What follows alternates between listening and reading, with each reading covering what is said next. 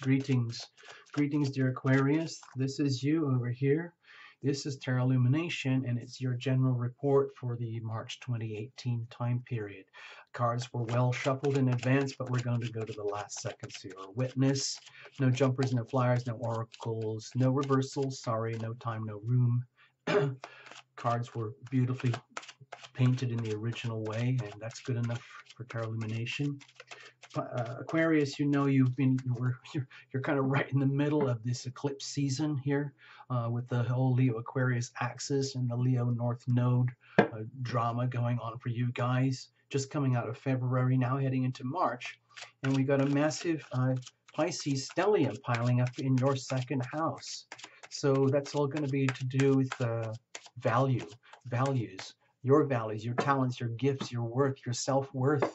And then let's say like actually there's going to be a full moon really early in March. So you might get a real like awakening of like, oh my gosh, how am I being valued by others? How are others valuing me? What is it I really value in life? What is it that people really value in me? Okay, something like that. So also with the new moon, I think it's going to be around March 17th.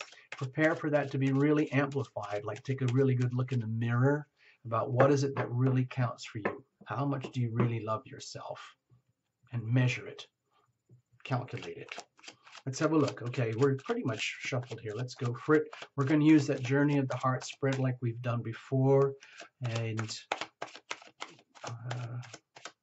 I just need to feel good with the cards. Tarot Illumination angels are here, and please invite your own angels to join us, all right?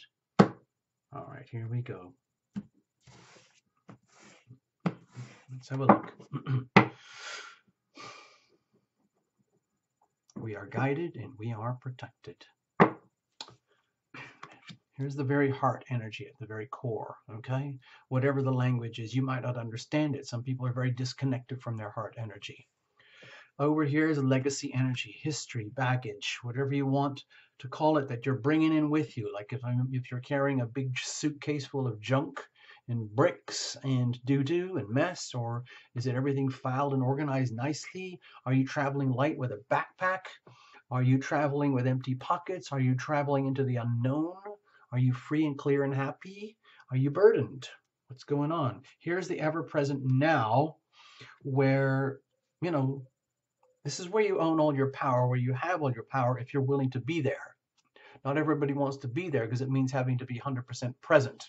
A lot of us prefer to live in the status quo of the past that we know and understand already, and we use that as a platform to project onto the so-called future, anything to avoid the now, okay? And we can be extremely elaborate and very competent and capable at deceiving ourselves to think that we are present when we're not.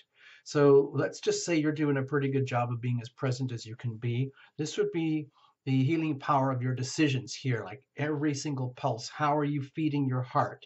Your heart needs what it needs, and it's up to you, the conscious being Aquarius, to feed that so you can live another day, decision by decision, heartbeat by heartbeat. So how do you do that effectively so that you can bring love to yourself? Love yourself first, nurture yourself so that your heart can beat, and then you can be the best person to the world around you and bring in this to being. Okay, consequential energy over here.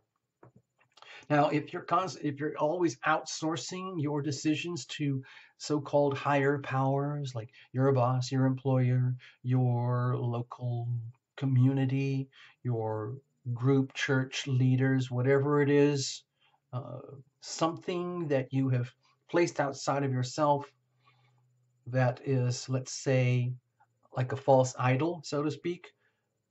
I mean, there are external energies that are bigger than us that we do have to honor. You can't stop the moon from doing what it does. You can't stop Neptune from doing what it does. So you have to understand that and accept it. But there are things that you can control, like your ability and decisions to no longer tolerate things that are no longer good for you. That's where you can take your control, where you can take your power decision by decision and bring good consequences. So what if you mess up? What if you slack off in your decisions? or you just make mistakes, or you deliberately avoid making decisions. What happens? What happens if you do really participate and make loving, self-loving, healthy decisions? Oh, okay, over there. And this would be like prospects and momentum. I hope you can see the heart shape here, just like so. All right, we're going to look under here in just a second. Think of it as circumstantial energy all around you, like you're swimming in it. It's not necessarily yours, but you have to deal with it. And this is your heart at the very core, pumping, pumping, needing the next batch of nutrients, pumping out the last batch of waste. Here we go.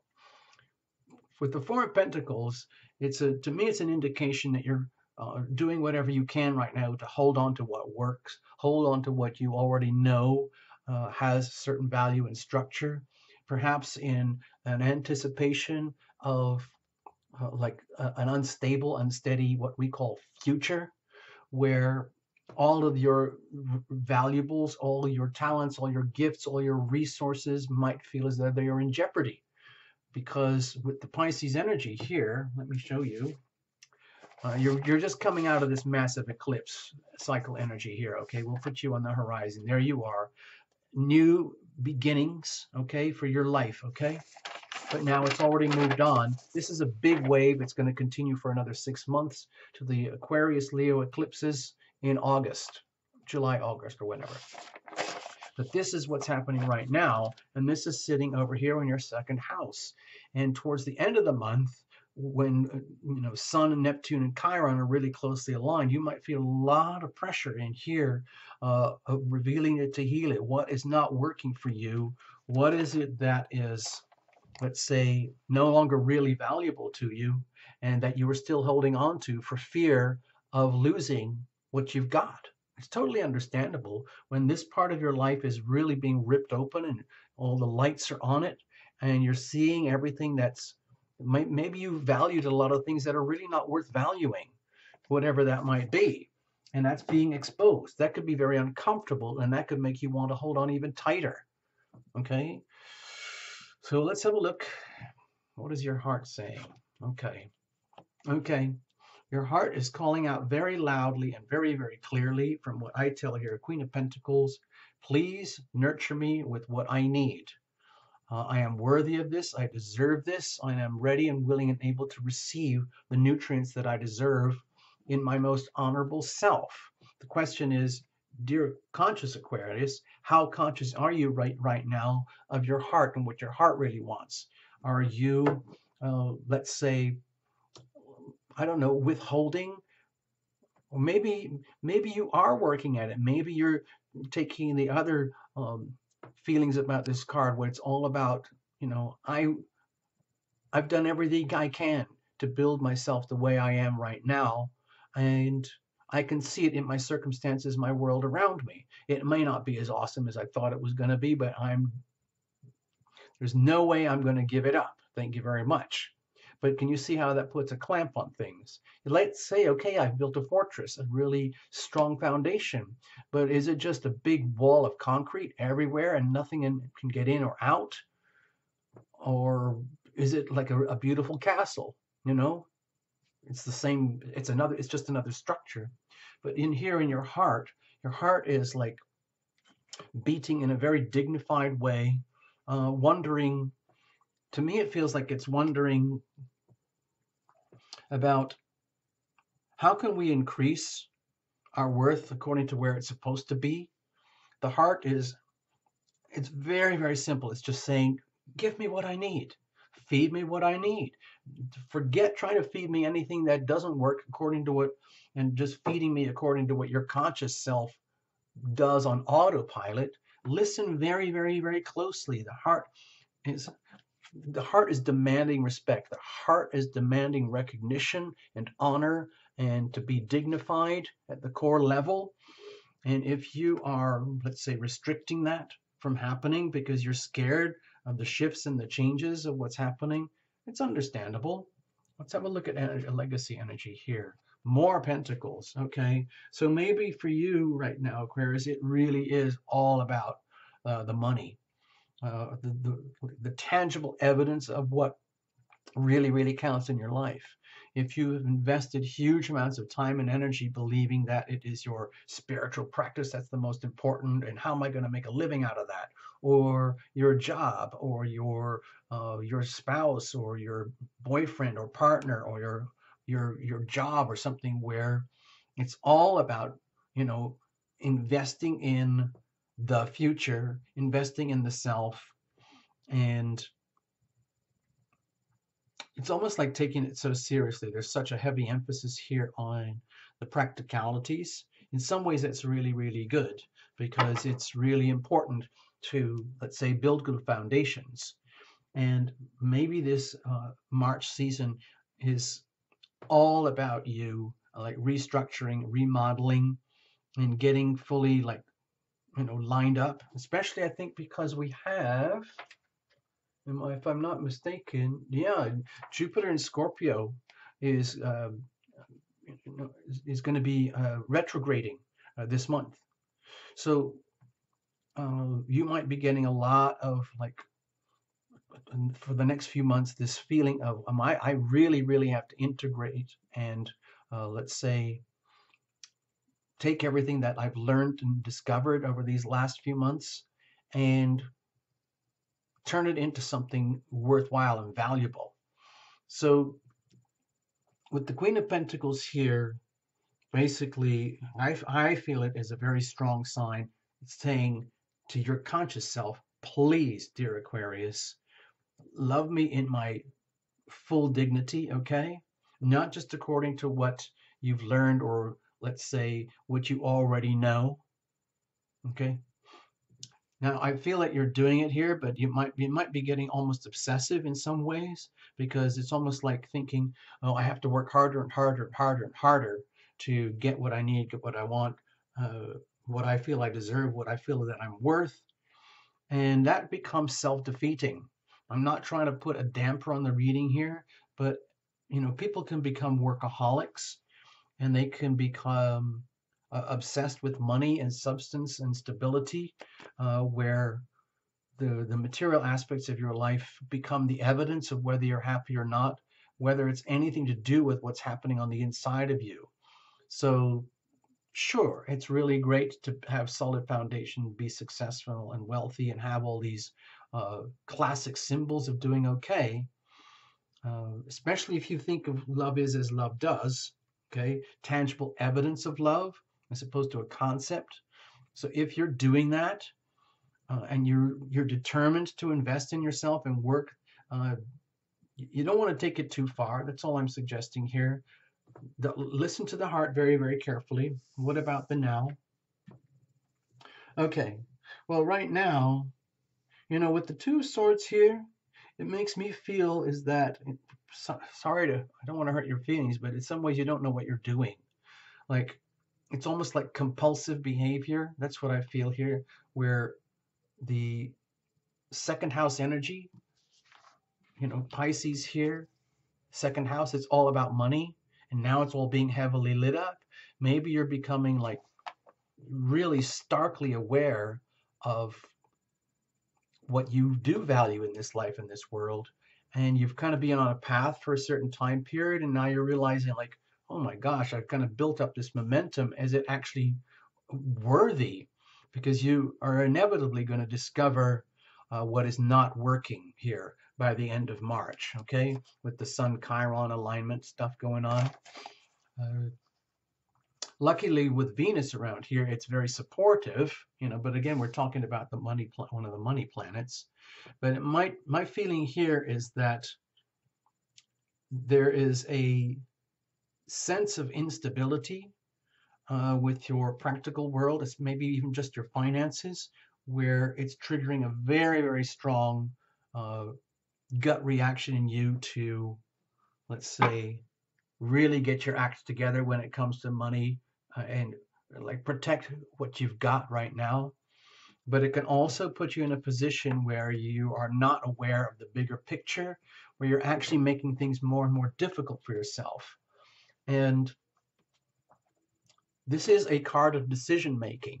And sometimes when I see this card, on a positive influence, I see it as It can be very protective of you. It's like the conscious, willing, deliberate decision to decide not to decide, and that's a decision in itself. In other words, there's no way I'm going to make any really big, tough decisions right now because there is a lot at stake. There is so much at stake here. So in some ways, this represents the energy of fear. You're locked in by the fear of what's happening here, the fear of what is being exposed in this March period, is all the lights are going on in this house of money, showing up like what is working, what is not working. Might trigger fear. Let's have a look. And the fear can paralyze you, like being unable to make decisions, which takes us right here into the card here that is, to me, it's all about the healing power of your decisions, where by actually consciously, deliberately making decisions, it's how we catalyze our evolution and make things happen. We actually get the things flowing and the momentum, because this feels very, very stuck, very, very stagnant, almost like a roadblock here, like literally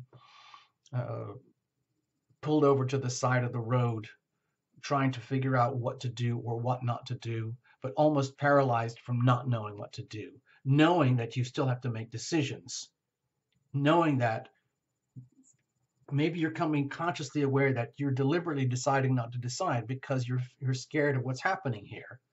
That's understandable. We all freak out about money and the physical side of this world. What about the decisions? Okay.